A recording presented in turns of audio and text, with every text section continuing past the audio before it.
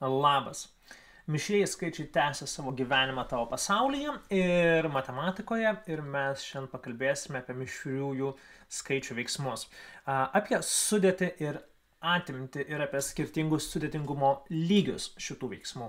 Ir tai bus sudėtingas, komplikuotas, baisus video, tai pasiruošk šiai kelioniai. Ir taip, tikrai matome Among Us personažus dėl to, kad mišrieji skaičiai yra truputį sas. Gerai, puiku. Pradėkime nuo paprastų dalykų. Tikiuosi jau žinai, kas yra mišrieji skaičiai, kaip jie sudaromi ir kodėl. Jei nepažiūrėsi apie mišriuosius skaičius video, aš pasidalinu nuorodą video gale apie mišrių skaičių, kas jie yra ir kodėl. Ir dabar noriu pakalbėti apie jų veiksmus. Ir pirmas dalykas, mišrieji skaičiai turėti iš dviejų dalių, iš trupmeninės ir iš sveikosios. Ir tas žinojimas mums bus aktualus dabar. Pavyzdžiui, mes turime 4 ir 1/4 ir jeigu turime pridėti prie mišraus skaičiaus tiesiog sveiką skaičių, pavyzdžiui, nuostabu, pavyzdžiui, 3. Lengva.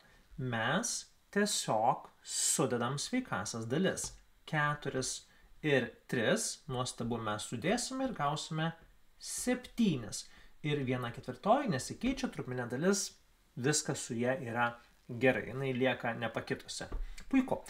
Jeigu mes kažkurio metu turėsim sudėti, pavyzdžiui, 4 ir 1/4 plus 2/4, jėga, mes sudedam trupmeninę dalį su trupmeninė dalimi. Taigi 1 ir 2 sudėsime, apačia nesikeičia, jeigu vienodi vardikliai. Šiaip turėtų nesikeisti sudėtyje. Tai gausime 4 ir 3/4. Viskas yra nuostabu ir gana paprasta kol kas. Ir žinoma, jeigu mes turėsime 4 ir 1/4 plus 3 ir 2/4, jėga mes sudėsime sveiką dalį su sveikaja ir trupmeninę su trupmeninė. Fantastika, labai lengva. Gerai, 4 ir 3 bus 7, 1/4 ir 2/4 bus 3/4. Aš galiu netgi pasibraukti, ką mes čia darome. Sveika su sveikaja bus sveikoji dalis, nuostabu. Trupmeninė su trupmeninė bus trupmeninė dalis, skirtumas. Ir po to mes apjungiame mūsų šituos veiksmus ir atrodo, kad viskas yra gana paprasta. Jūs galite sakyti, ir viskas, čia nėra ką veikti, matematika yra labai lengva. Tačiau, kai mes galim turėti dar kelis iššūkius, tai pirma, kai mes turime skirtingus vardiklius ir kai sumoje trupmeninė dalis sudedama į didesnį skaičių už vienetą. Taigi, pavyzdžiui, jeigu mes turime tokį veiksmą, kaip 2 ir 1/3 plus 5 ir 1/2. Gerai, ką mes čia turime daryti? Tikriausiai jūs atsimenate bendrą vardiklinimą. Kartais žmonės mėgsta šiaip tai sukelti viską į netaisyklingas trupmenas, tada bendrai vardiklinti ir sudėti, pavyzdžiui, pasiversti viską į 7/3 plus 11/2, viską bendrą vardiklinti, čia iš 2, čia iš 3, gauti 14 plus 33/6, nuostabu, gausim 47/6, arba bus tiesiog 7 ir 5/6. Labai paprastas ir aiškus veiksmas, fantastika, galim pasidžiaugti, viskas yra nuostabu. Bet nebūtina. Jeigu mes turime tik tai sudėti, mes galime, jeigu skaičiai nėra labai sudėtingi, mes galim tiesiog bendrai vardiklinti trupmeninę dalį. Mes galim tiesiog bendrai vardiklinti trupmeninę dalį. Puiku, čia viską iš 2, iš 3. Dabar nekalbėsim daug, kas yra bendra vardiklinimas. Tikiuosi jau žinote. Jeigu ne, labai rekomenduoju, pažiūrėkite video apie trupmenų sudėtį ir atimtį. Pasidalinsiu pabaigoje šio įrašo, jums bus aktualu. Dabar nekalbėsim, kaip veikia bendra vardiklinimas, bet gausime su bendra vardiklinė, gausime 2 ir 2/3 plus štai yra šeštosios, puikus matematikos mokytojas, šeštosios, ir 5 ir 3 šeštosios. Mes taiga turime labai aiškias sveikasias dalis ir trupmeninės dalis. Nuostabu, tai mes jas sudėsime 7 ir 5 šeštosios. Mes sudėsime trupmeninę dalį su trupmeninė ir sveiką su sveikaja. Kaip matote, kartais dažnai, nuo uždavinio, mums nebūtina viską konvertuoti į netaisyklingasias trupmenas ir tada bendrą vardiklinti. Taip.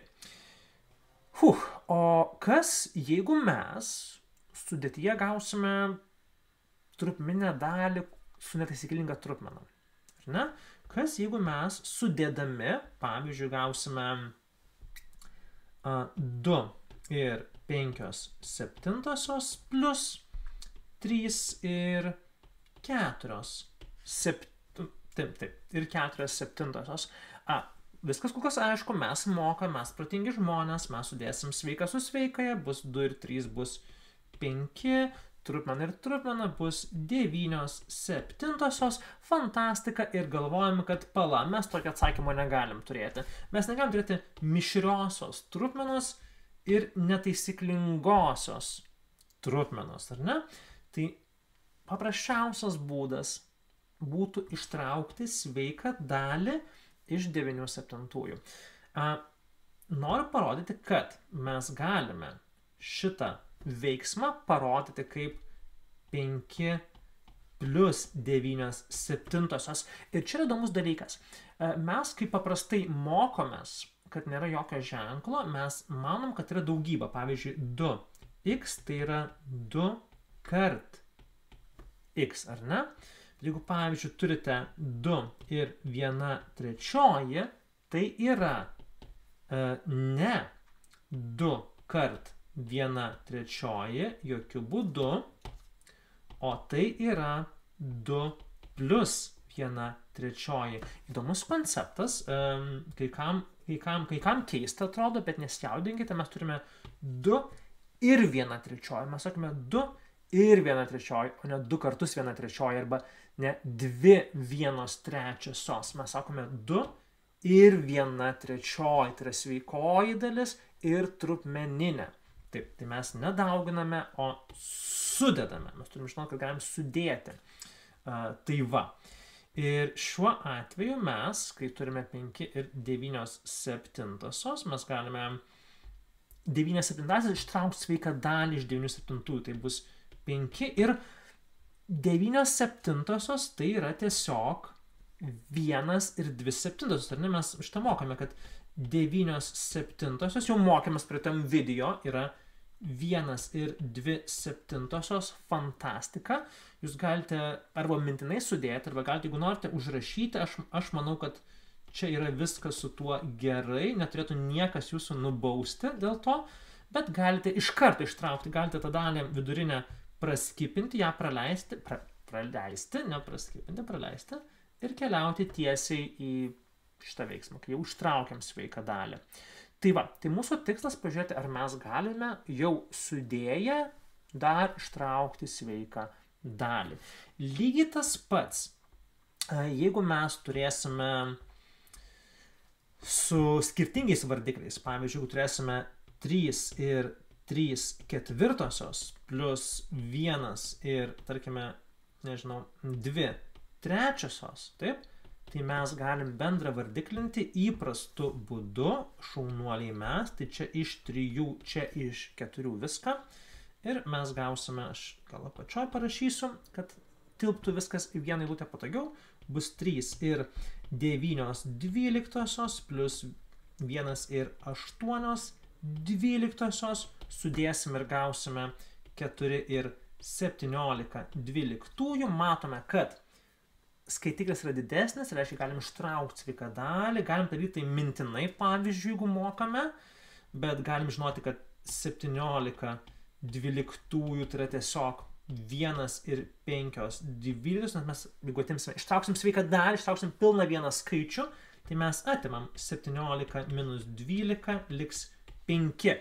Mes atimam 12, reiškia, atimam vieną pilną skaičių ir liekanoje lieka skaitiklyje lieka 5. Tai dėl to mes galime arba iš karto ištraukti ir rašyti 5 ir 5/12, bet jeigu tai nėra taip lengva jums padaryti, tai manau, kad neturėtų niekas nubausti, jeigu jūs išskaidote šitą veiksmą, atskirai ištraukėt sveiką dalį ir gausite 5 ir 5/12. Tikrai aš rekomenduoju išmokti tiesiai, praleisti visą šitą dalį, nereikia viso šito, bet pradžioje, kad suprastume, kas vyksta, galbūt jums galėtų tai šiek tiek padėti. Nuostabu, viskas yra aišku su sudėtimi, ar ne? Ir dabar aš noriu perėti prie atimties, kad ir kiek mažai mums laiko liko šiam video. Taigi, mišriųjų trupmenų atimtis. Ir kol kas noriu pasakyti, kad viskas, ką kol kas žinojome apie sudėtį, tai pavyzdžiui 4 ir 1/3 minus 2, viskas gerai, atimam sveiką dalį iš sveikosios, nuostabu, viskas gerai, gausime 2 ir 1/3, nėra jokių problemų. Kažkuriuo metu jūs gausite sunkesnius veiksmus, pavyzdžiui 5 ir 1/3 minus 2, minus 1 ir 2/3. Ir mes čia turim jau tokį truputį sunkesnį veiksmą ir yra 2 būdai žvelgti iš tą situaciją. Yra 2 būdai populiariausi.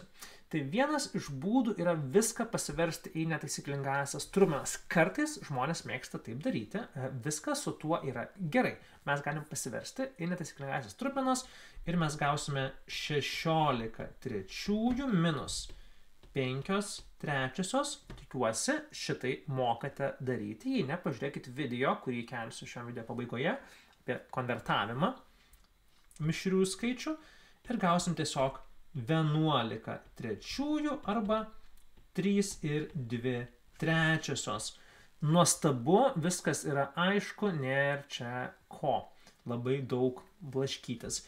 O kas, jeigu mes norime, pavyzdžiui, nesikelt visko į netaisykingąsias trupmenas, pasiversti? Tai mes galim prašyti 5 ir 1/3 minus 1 ir 2/3. Ir aš galiu, pavyzdžiui, atimti sveiką dalį iš pradžių. Kodėlgi ne? Atimkime vienetą, mes gausime 4 ir 1/3 minus 2/3. Mes galim taip daryti. Mes galim atimti, pavyzdžiui, sveiką dalį. Viskas su tuo yra gerai. Ir dabar aš matau, kad 2 yra daugiau už 1. Ir mes galim tokį išmokti būdą pasiskolinimo. Atsimenu, kai mes mokėmės 46 minus 19, atsimenu, mes atimam, pasiskolinam vienetą, pasiskolinam iš 10 ir atimam iš 16 9, gausime 7 ir tada jau tik tai iš 3 1, nes vieną pasiskoliname ir liks tik tai 2. Tai šiuo atveju mes galime iš sveikosios dalies pasiskolinti. Mes galim vienetą iš čia pasiskolinti. Aš taip mėgstu skaičiuoti tokius sunkius veiksmus, ypač kai bus sunkesni. Ir parašyti 3 ir 4/3. Matote, aš ką tik įkėliau vieną sveiką dalį, tarsi padariau 1 ir 1/3, padariau 4/3. Aš tarsi vienetą pasiskolinau iš sveiko skaičiaus ir įkėliau į dar trupmeninę dalį. Ir tada atimu 2/3 ir, žiūrėkite, puiku, iš 4 atimam 2 ir gausime 3 ir 2/3. Taigi, naudokite būdą, kuris jums yra paprastesnis, patogesnis ir gražesnis. Su mažesniais skaičiais galit tą labai naudoti, viskas puiku. Jeigu skaičiai yra žymiai didesni, aš pats naudoju šitą būdą, kad man reiktų visko pasiversti. Tai va, puiku. Tikiuosi, kad viskas iš esmės yra aišku. Aišku, turbūt labiausiai kelia klausimų pasivertimas, konvertavimas iš mišraus skaičiaus į netaisyklingą trupmeną ir atvirkščiai. Ir dar noriu vieną pavyzdį parodyti. Jeigu yra, tarkime, 8 minus 5 ir 1/7, ar ne? Ir vėlgi, aš, jeigu noriu, galiu 1/7 skaičių sveiką pasiskolinti ir panaudoti arba atiduoti trupmenoms. Aš galiu užrašyti kaip, aš gal žinau, ką pakeisiu, nes kad nesikartotų skaičiai į 1/6. Gerai, apačioje. Gerai, 1/6. Ir mes gausime 7/6, nes jūs matote, pasiskolinau į trupmenę dalį 1, čia pilnas skaičius, tai čia vis dar yra 8, čia vis dar yra 8, ir atimam 5/1/6, taigi 7 minus 5 bus 2, 6 minus 1 bus 5/6. Galima ir taip atlikti veiksmus. Arba viską pasversti į taisyklingą trupmeną, kas man atrodo jau yra truputį per daug. Tai va, tikiuosi, kad šita puikiai, baisi, didžiulė tema buvo, kiek mes visko padarėme, naudinga. Ir jeigu norėtumėt uždavinių, tai jums uždavinukai, kuriuos galite patys pasispręsti. Taigi, keli uždaviniai ir 4/1/5 plus 8/2/5, nuostabu. Tada galite B bus 3/2/3 plus 4/3/5. Šitas yra smagus. Ir C noriu atimties, tai 7/4/9 minus 1/2/3. Štai jums veiksmai. Atsakymus galite pateikti, pavyzdžiui, pranešimuose, žinutėse, tai yra komentaruose, rašydami, pavyzdžiui, 3/1/2, galite tiesiog užrašyti 3/1/2. Va, toks atsakymas būtų puikus, gerai? Va, tai yra puikus atsakymas ir aš tokių atsakymų lauksiu komentaruose. Tai ačiū visiems, nepamirškite pažiūrėti video, kurie dabar įkelti jau laukia jūsų į kitus mano video. Tai ačiū visiems, tikiuosi ši pamoka buvo tokia pat smagi jums kaip ir man. Ir neįsigaiškim mišriųjų trupmenų, nes jos tik trupmenos ir mes tikrai jas įveiksime. Ačiū ir labą naktį.